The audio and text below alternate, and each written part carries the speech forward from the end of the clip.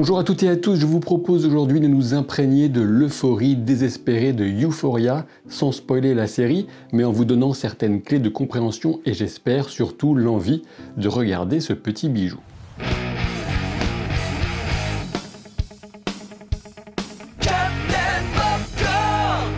Euphoria, en quelques mots, est une fresque impressionniste qui va dépeindre la vie plus ou moins difficile d'un groupe d'adolescents en fin de lycée, avec le deuil, l'addiction, la sexualité et le regard social parmi ses thèmes essentiels. Dans le panorama actuel surchargé en création et notamment en série, comment savoir ce qui mérite notre attention? Peut-on faire confiance à la hype? Et faut-il forcément ne regarder que des œuvres qui nous laissent dans notre zone de confort ou restent dans nos genres de prédilection?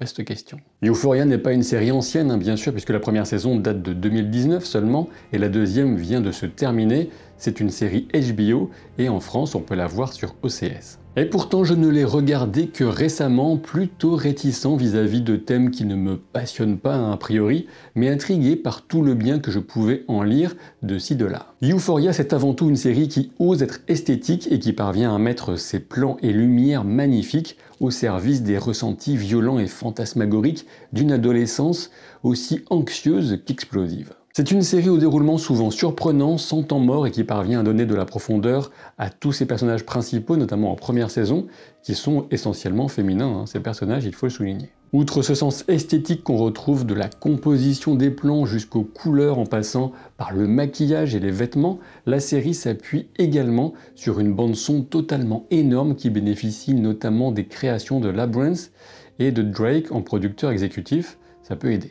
Alors oui, je sais bien que la série a été accusée de faire l'apologie de la drogue ou d'exploiter les scènes sulfureuses ou de nu tout simplement. Je pense qu'il ne faut pas avoir regardé la série pour penser qu'elle rend la consommation de drogue cool, et pour le reste, il ne fait aucun doute qu'elle s'adresse à un public averti. Il est intéressant de savoir que Euphoria s'inspire d'une série israélienne éponyme tout en modifiant profondément l'histoire et les personnages en comparaison de la série originale. En effet, la Euphoria initiale se déroule dans les années 90 et efface quasiment toute présence des parents de ces personnages. Le thème de la drogue y reste central et la narratrice en est la principale concernée. Ce rôle central et de narratrice dans la version US, c'est celui de Zendaya qui incarne Rue, une addicte en quête de rédemption qui a notamment sombré dans les paradis artificiels ou enfers pour tenter d'échapper au désespoir causé par la mort de son père, emporté par un cancer. Toutefois, en résumé, les ressemblances s'arrêtent là et nécessairement le commentaire social est totalement différent puisqu'il porte sur notre époque actuelle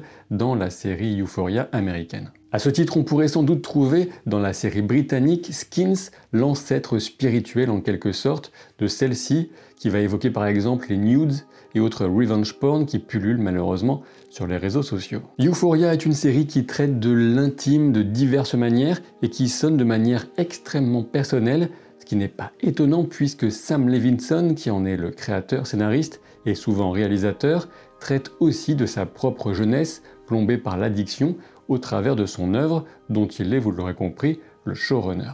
Très clairement, et de la bouche même de l'auteur, Euphoria ne vise aucunement un réalisme qu'on pourrait qualifier de documentaire. Non, ici l'idée consiste à saisir une réalité perçue, amplifiée, déformée, le tout au travers de la lentille des puissantes émotions adolescentes. Sam Levinson cherche à nous parler de la souffrance des proches et de la quête de pardon pour Rue qui s'abîme dans les substances mortelles, mais aussi à susciter la compréhension et même l'empathie chez des spectateurs qui n'ont pas forcément le même âge ni le même vécu que ces personnages. Ce qui est frappant, c'est que la série parvient à faire tout cela sans jamais sombrer dans le jugement moralisateur ou l'ennui du mélodrame à n'en plus finir. Et puis surtout, de mon point de vue, Euphoria, c'est splendide à regarder, c'est planant à écouter et c'est passionnant à suivre. Si je ne vous ai pas donné envie avec ça, je ne sais plus quoi dire. Comme je le disais, on est dans le personnel et l'intime et beaucoup repose par conséquent sur l'écriture et l'interprétation juste de personnages nuancés, même s'ils sont souvent excessifs. La première saison a cette idée excellente de proposer un condensé de la vie de ses protagonistes en début de chaque épisode sur des exercices de style d'environ 5 minutes qui touchent à chaque fois dans le mille. Du côté des interprètes, c'est un festival et ce n'est pas par hasard que Zendaya a remporté le Emmy Award de la meilleure actrice dans une série dramatique, pour la première saison, et c'était l'actrice la plus jeune à remporter ce prix dans l'histoire des Emmy Awards. Par ailleurs, j'ai été véritablement choqué en découvrant que pour 2 interprètes au moins, il s'agissait de leur tout premier travail d'acteur, et cela concerne Hunter Schafer dans le rôle de Jules et Angus Cloud dans celui du dealer Fesco. Tous les deux sont extrêmement justes, et penser qu'ils sont totalement débutants me semble vraiment dingue. Angus Cloud a été repéré pour le casting alors qu'il marchait dans la rue, et quand on constate ce qu'il est capable de délivrer à l'écran, c'est vraiment impressionnant. Du côté des personnages plus inquiétants, on peut aussi saluer les performances d'Eric Dane et de Jacob Elordi, père et fils de la famille bien gratinée des Jacobs. Et justement, en parlant de parents absents ou de familles dysfonctionnelles ou éclatées, c'est un thème qui traverse l'histoire de plusieurs personnages centraux, entre le père de Roux emporté par la maladie, celui de Cassie et Lexi qui a disparu après avoir sombré dans l'addiction, ou encore la mère de Jules qui n'a pas supporté sa transition. Pour revenir au monde visuel imaginé par Sam Levinson et toute l'équipe, notamment Marcel Rêve, le directeur de la photographie, difficile de ne pas évoquer l'épisode 4 de la première saison et sa foire au manège, créée spécialement pour la série.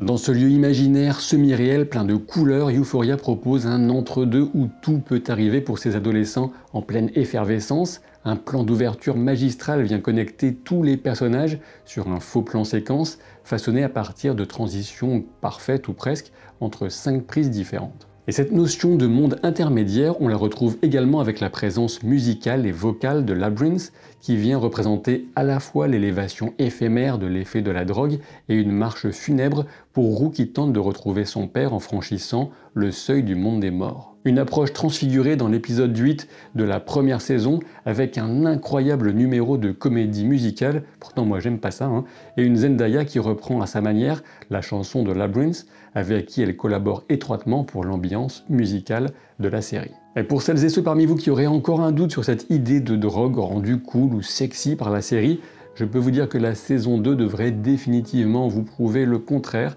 avec un épisode 5 qui nous plonge dans l'irrationalité, la violence aussi bien physique que verbale de Roux et la souffrance de sa famille tout simplement. Un épisode 5 qui propose dans la foulée une course-poursuite à pied, mais totalement folle, et certainement, de mon point de vue en tout cas, 10 fois plus haletante et inventive que tout ce qu'on pourrait trouver dans les récents Fast and Furious, par exemple. Cet épisode à lui seul a demandé 1 mois de tournage. À ce sujet, il faut souligner que tout n'est pas rose sur les tournages de Euphoria, puisque Sam Levinson crée aussi beaucoup sur place sans travail préparatoire suffisant d'après ce qui se dit, ce qui mène souvent à des tournages à rallonge de 15 voire 17 heures. C'est donc particulièrement rude pour toute l'équipe technique et pour les interprètes. Quoi qu'il en soit, de mon point de vue, toujours la série s'avère toujours aussi imprévisible et les trajectoires de personnages vous étonneront en saison 2 avec notamment une montée en puissance pour Casey et Lexi, les 2 sœurs diamétralement opposées. Je dois quand même évoquer ici la déception évoquée par certains spectateurs quant à quelques choix de cette saison 2, passé un point clé du récit, le personnage de Jules, extrêmement apprécié, est moins présent. De même, le personnage de Kat est bien plus en retrait tout du long, avec un rôle totalement secondaire, une mise de côté qui ne semble pas du goût de l'interprète Barbie Ferreira, qui aurait quitté le tournage à 2 reprises, tout cela sans parler d'Algie Smith, alias Chris McKay dans la série, qui ne fait en saison 2 que de la figuration, malheureusement. On peut aussi évoquer une intrigue source de danger potentiel qui semble aussi se tasser comme par magie vers la fin de saison, mais de ce côté-là, je pense qu'il pourrait s'agir du calme avant la tempête susceptible de faire rage en saison 3 qui pourrait éventuellement, de mon point de vue, être la dernière. Attention, on n'a aucune information officielle de ce côté sur une saison 3 qui serait la dernière, mais je ne pense pas qu'il soit souhaitable de laisser des acteurs poursuivre longtemps alors qu'ils grandissent plus vite que leurs personnages, tout en étant déjà plus âgés que des lycéens à la base. Malgré ces réserves sur une saison qui maîtrise moins son histoire ou du moins abandonne sans explication certaines de ses pistes, à mes yeux, la fin de saison 2 propose un magnifique exercice de style. En effet, elle se lance dans une fiction à l'intérieur de la fiction au travers d'une pièce de théâtre inspirée de la vie des protagonistes de la série et dont Lexi se fait la témoin attentive, si ce n'est attentionnée. Cette mise en abîme est un véritable tour de force de déconstruction, reconstruction et exagération des souvenirs, stylisés à outrance, dans la parfaite continuité du style de la série. Et c'est aussi, à n'en pas douter, une expression de l'expérience personnelle du showrunner Sam Levinson, qui transforme avec cette série ses expériences douloureuses en art Au final, on peut donc considérer que sa personnalité se trouve partagée entre celle de Rue, de Jules et de Lexi principalement. Avec le procédé de cette pièce de théâtre, on se perd avec plaisir dans un tourbillon entre présent, passé, réinterprétation de la vie et même de l'œuvre que chacun perçoit différemment, tout cela se déroulant et se confondant en simultané sous nos yeux ébahis. Sydney Sweeney s'affirme toujours davantage comme un grand talent en pleine explosion et sachant qu'on l'avait déjà vu dans la série White Lotus, déjà disponible sur HBO et que je vous recommande chaudement. Alors y aurait-il un peu trop de gratuité dans certaines scènes dénudées pour son personnage, celui de Cassie? Je vous en laisse juge, mais lorsqu'elle a demandé au réalisateur d'en couper certaines, il s'est exécuté sans problème, d'après elle. Sans vous en dire trop, mais pour vous mettre l'eau à la bouche, et notamment si vous hésitez encore à regarder cette série, sachez que l'univers des dealers emmène aussi les personnages vers des lieux sombres et des individus sans morale ni scrupule, quitte à parfois poser une ambiance qui n'aurait pas dépareillé dans un épisode de Breaking Bad centré sur Jesse, au hasard. On a aussi des enjeux dramatiques forts qui ne portent pas que sur les relations émotionnelles des personnages, et un véritable suspense vous attend entre les épisodes et les saisons. Si ce n'était pas déjà suffisamment clair, je vous recommande chaudement de découvrir Euphoria, à condition bien sûr d'avoir l'âge pour vous confronter à ce type d'histoire très crue. De mon point de vue, la série ne sombre pas dans le sensationnalisme, ne s'appuie pas que sur le shock value, elle est véritablement sensationnelle par contre. Et bien sûr, si vous ne vous abonnez pas à la chaîne, vous aurez affaire à Ashtray et vous retrouverez une valise vide dans votre placard avec des gens qui attendent un retour sur investissement. Et si ce sweatshirt complètement incroyable vous a tapé dans l'œil, vous le retrouverez en description de la vidéo. Je serai bien évidemment au rendez-vous pour la saison 3 en espérant que la série parvienne à conserver toute sa magie et ce malgré les autres projets dans lesquels se lance Sam Levinson, qui est fils de Barry Levinson, que vous connaîtrez au moins sans doute pour ses réalisations de Good Morning Vietnam ou encore de Rain Man. Fils d'eux ou pas, Sam Levinson démontre avec cette série un sens artistique remarquable.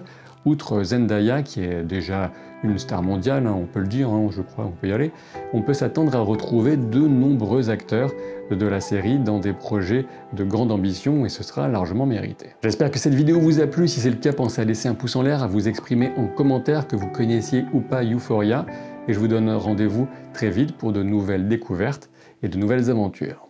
Salut!